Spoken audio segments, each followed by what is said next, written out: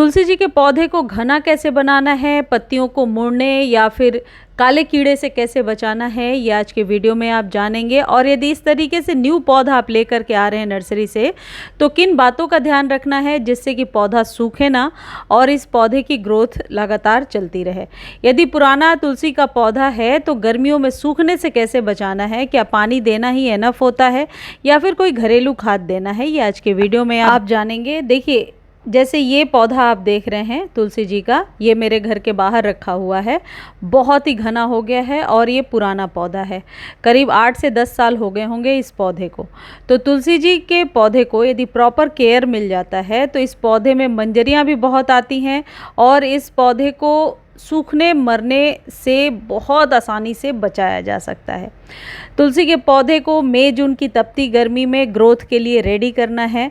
तो सबसे पहली टिप आप ये याद रखिए कि मई जून की गर्मी में तुलसी जी को कभी भी दोपहर वाली धूप में ना रखें।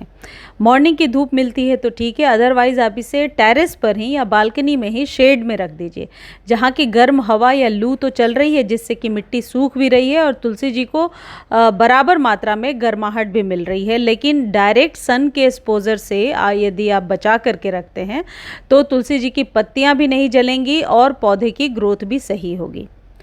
दूसरी जो इम्पॉर्टेंट टिप है वो ये कि ये मिट्टी देखिए किस तरीके की है। यदि आपके भी पौधे की मिट्टी इस तरीके की भुरभुरी हो रही है, इसमें लस्ट नहीं है, मॉइस्चर नहीं है, तो बहुत जल्द आपका पौधा सूख जाएगा। यानी कि जिस दिन भी बहुत तेज़ धूप लग गई आपके पौधे को, उसी दिन आपका पौधा सूख जाएगा। तो क्या आपको मेंटेन करना है कि मिट्टी में मॉइस्चर को बना करके रखना है। मॉइस्चर को बना करके रखने का ये मतलब कहीं से भी नहीं है कि पानी, सिर्फ पानी ही पानी देना है। सिर्फ पानी देने से कभी भी मॉइस्चर मेंटेन नहीं होगा। मिट्टी के मॉइस्चर को मेंटेन करने के लिए घरेलू खाद देने की ज़रूरत होती है। तो घरेलू खाद में क्या चीज़ हम दे सकते हैं, आगे वीडियो में मैं आपको बता रही हूँ। देखिए, ये वाली खाद यदि आप तुलसी जी में देते जाते हैं तो इसका कोई कभी भी नुकसान नहीं होगा और फ़ायदा ही होगा। यह है चाय पत्ती की खाद। चाय पत्ती में नाइट्रोजन ज़्यादा है, नए नए पत्ते निकल करके आएंगे, स्टेम भी ग्रीन होगी और स्टेम सूखेगी नहीं। आपको करना क्या है, चाय पत्ती, चाय बनने के बाद जो चाय पत्ती बचती है उसे छान लीजिए। यदि उसमें अदरक वगैरह है तो जैसा मैंने दिखाया, सूखने के बाद उस अदरक को आसानी से आप निकाल सकते हैं और इसमें 2 मुट्ठी के करीब आप ऊपर से डाल दीजिए। पहले शुरू में ऊपर से डाल के छोड़ दीजिए ताकि मल्चिंग हो जाए। और ये चाय पत्ती जो है 15 दिनों के बाद आप इस्तेमाल करेंगे। और दूसरी जो चीज़ है वो है एलोवेरा। यदि इतना छोटा कंटेनर है, यदि 8 इंच तक का कंटेनर है, तो 3 से 4 पत्ते एलोवेरा के आप ले करके इसे कट कर दीजिए। कट करके पहले ऊपर ही छोड़ दीजिए 2 दिनों तक धूप में। ये अच्छे से मल्च होता रहेगा, अच्छे से सूखता रहेगा और जब सूख जाए तो 2 दिनों के बाद इसे आप सॉइल में दबा दीजिए। एलोवेरा के कितने फ़ायदे हैं ये तो बताने की ज़रूरत नहीं है, ये तो आप अच्छे से जानते हैं। मेरे जितने भी इस तरीके के ग्रीन लीफी प्लांट्स हैं, सब में मैं इसका इस्तेमाल करती हूँ, एलोवेरा और चाय पत्ती का। इसको यूज़ करने का दूसरा तरीका भी है जो अभी आपको वीडियो में बता रही हूँ। ये दोनों ऑलमोस्ट फ्री की चीज़ है। एलोवेरा तो आपके घर में है नहीं है तो आप पार्क वगैरह से कहीं से तोड़ के ले आइए। इससे जो ये काले कीड़े हैं, जो काले कीड़े अक्सर लग जाते हैं तुलसी जी में, तो एलोवेरा का इस्तेमाल करने से वो कीड़े भी गायब होते हैं। ये तो घरेलू चीज़ हो गया जो आप तुलसी जी के पौधे में हर एक 15 दिनों पर दे सकते हैं। सर्दियां छोड़ करके पूरी गर्मी तक आप इस चीज़ का इस्तेमाल कर सकते हैं, जिससे आपके तुलसी की जो ग्रोथ है वो ज़रूर तेज़ हो जाएगी, क्योंकि एलोवेरा एक ग्रोथ बूस्टर की तरह काम करता है। इसको देने का जो दूसरा तरीका है वो ये है कि एलोवेरा के पल्प को आप इस तरीके से निकाल लीजिए और 1 चम्मच चाय पत्ती को घोल लीजिए। आप किसी भी बर्तन में पानी अपने हिसाब से ले सकते हैं और 1 से 2 चम्मच आप एलोवेरा के पल्प को 3-4 घंटे डालकर रहने दीजिए और फिर लिक्विड फॉर्म में इसे आप तुलसी जी के पौधे में डाल दीजिए। सुबह सुबह डालेंगे तो बेहतर है। इससे क्या होगा कि जड़ों तक खाद जल्दी पहुंच जाएगी और जो चाय पत्ती है, जो कि बहुत अच्छे से तो नहीं घुलता है, वो मल्चिंग की तरह मिट्टी के ऊपर ही रहेगा, जिससे कि पौधे की अच्छे से मल्च हो जाएगी और जड़ों को एक ताकत मिलती रहेगी। तो चाय पत्ती और एलोवेरा ये आप अपने सभी पौधों को गर्मियों में दे सकते हैं। ये दूसरा तरीका हो गया इस्तेमाल करने का।